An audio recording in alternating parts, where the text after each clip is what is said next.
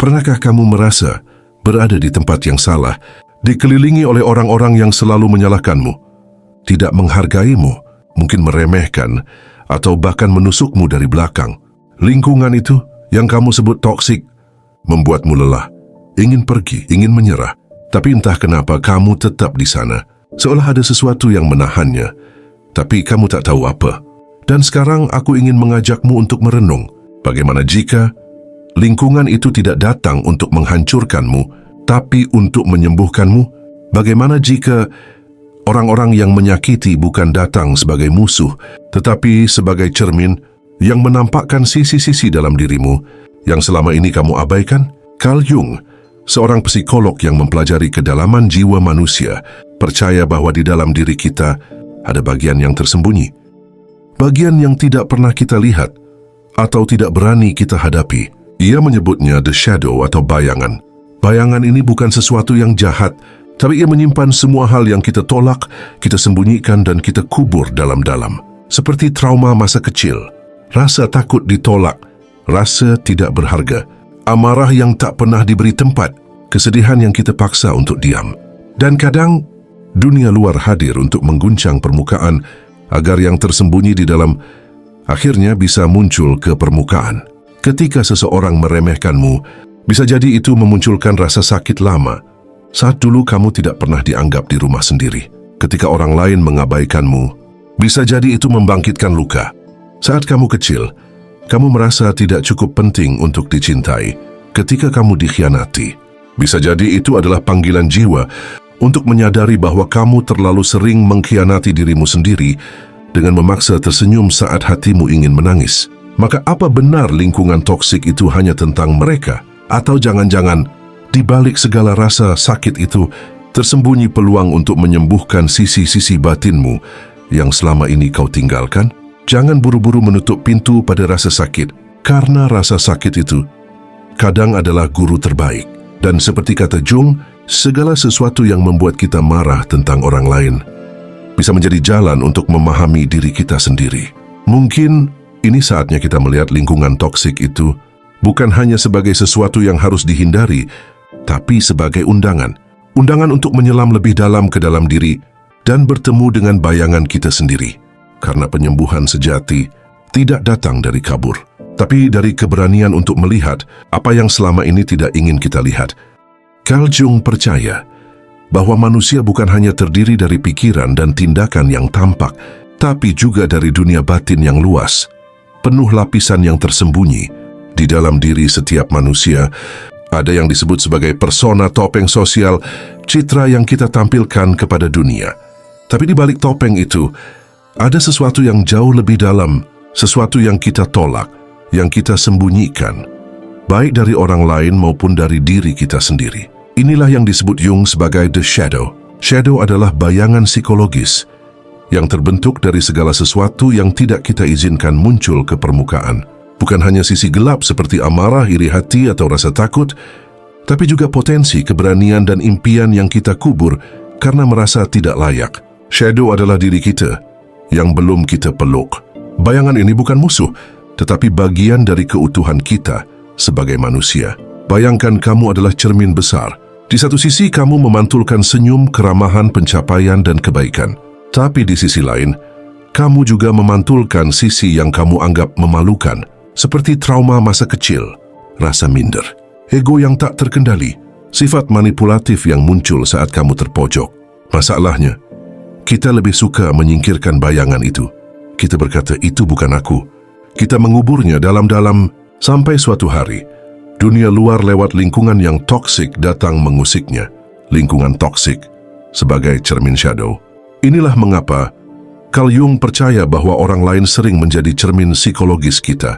Ketika kita terganggu oleh sikap orang lain, seringkali itu bukan karena mereka, tetapi karena bagian dari diri kita yang belum selesai. Jung berkata, semua yang tidak kita sadari, suatu hari akan muncul dalam bentuk takdir. Dan takdir itu bisa berupa lingkungan yang tidak sehat, hubungan yang menyakitkan, bahkan pola hidup yang terus berulang. Maka, jika kamu sedang berada dalam lingkungan yang membuatmu terluka, jangan langsung menutup mata dan menyalahkan dunia. Mungkin ini saatnya kamu bertanya, Apa yang sedang dicerminkan semesta melalui semua ini? Karena bisa jadi, shadow selfmu sedang mengetuk pintu, meminta untuk dikenali, untuk dipahami, dan akhirnya untuk disembuhkan.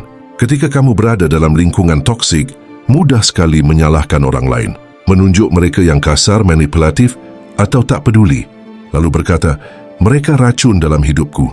Tapi Carl Jung mengajak kita untuk bertanya lebih dalam. Mengapa aku tertarik pada mereka? Apa yang membuatku tetap tinggal di sana? Apa bagian dari diriku yang merasa pantas untuk disakiti? Lingkungan toksik adalah cermin pola batin. Dalam psikologi Jungian, lingkungan yang berulang termasuk yang toksik seringkali adalah proyeksi dari pola batin yang belum kita sadari. Seperti lingkaran tak terlihat, kita terus menarik pengalaman dan orang yang mirip. Kamu berpindah pekerjaan, tapi selalu punya atasan yang merendahkan. Kamu keluar dari hubungan lama, tapi kembali terjebak dengan pasangan yang posesif. Kamu mencoba hidup baru, tapi tetap merasa tak berharga di tengah orang-orang baru. Ini bukan kebetulan. Ini adalah pola, dan setiap pola menyimpan luka. Mungkin dulu kamu dibesarkan dalam keluarga yang tidak pernah mendengarkanmu. Lalu kini, kamu berada di lingkungan kerja yang membuatmu merasa suaramu tidak penting. Mungkin dulu kamu selalu dibandingkan dengan saudara lain. Lalu sekarang kamu berada dalam pertemanan yang membuatmu merasa tertinggal dan tidak cukup. Semua ini bukan untuk menyalahkan masa lalu, tapi untuk menyadari bahwa luka yang tidak disembuhkan akan terus mencari panggungnya. Lewat orang lain, lewat lingkungan, lewat hubungan. Orang-orang toksik dalam makna terdalam bukan hanya perusak kenyamanan, mereka adalah pemicu. Mereka menekan tombol emosi yang selama ini kamu hindari. Mereka membuka luka lama yang belum sembuh, dan justru disitulah kesempatan untuk menyembuhkan shadow selfmu. Ketika kamu merasa diremehkan, tanyakan, bagian mana dari diriku yang belum sepenuhnya percaya bahwa aku layak?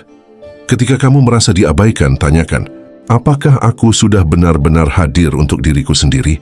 Ketika kamu merasa dimanfaatkan, tanyakan, apakah aku terlalu takut kehilangan sampai mengorbankan harga diriku sendiri? Dunia luar memang bisa melukai, tapi seperti luka yang terbuka, rasa perihnya seringkali menjadi awal dari proses penyembuhan. Dan mungkin lingkungan toksik itu bukan datang untuk membuatmu lemah, tapi agar kamu akhirnya melihat ke dalam dan memilih untuk sembuh. Dalam diam, shadow selfmu sedang menunggu pelukan darimu. Dan pelukan itu hanya bisa kamu berikan jika kamu berani melihat apa yang selama ini kamu tolak.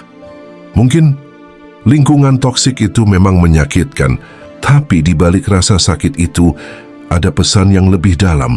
Kamu diminta untuk pulang ke dalam dirimu sendiri.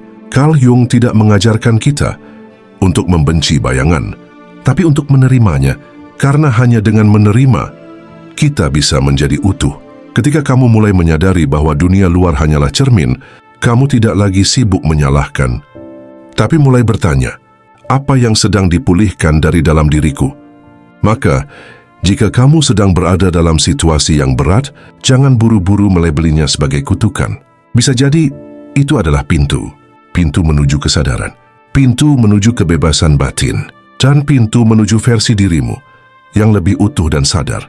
Ingatlah, kamu tidak sedang dihukum, kamu sedang disadarkan. Dan setiap rasa sakit adalah undangan untuk mencintai diri lebih dalam dari sebelumnya. Jika kamu sedang dalam proses penyembuhan, tulislah di komentar, aku sedang berdamai dengan bayanganku.